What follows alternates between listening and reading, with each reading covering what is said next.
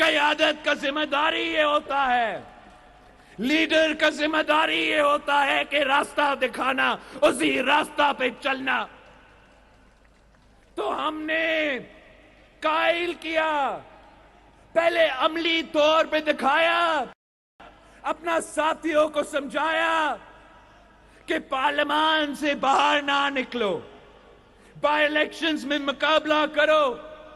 جب ہمارا بات مانا گیا، بائی الیکشنز میں مقابلہ ہوا، تو ملک بھر میں سلیکٹڈ حکومت وفاق میں ہونے کے باوجود، 3 صوبوں میں اقتدار میں ہونے کے باوجود، سارے کے سارے بائی الیکشنز میں شکست کا سامنا کرنا پڑا، اس لیے ان کا مینڈیٹ ہی جعلی تھا۔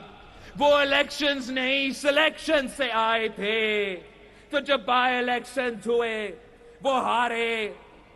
پھر ہم نے سینیٹ الیکشنز میں بھی یہ دکھایا کہ ہم خان صاحب کو نیشنل اسمبلی میں ہروا سکتے ہیں۔ ہم نے یوسف رضا گیلانی کو، پیپلز پارٹی کا امیدوار کو، پی ڈی ایم کی امیدوار کو جتوا کے یہ ثابت کر دیا، یہ امید دکھا دیا کہ یہ کٹھ پتلی گر سکتا ہے۔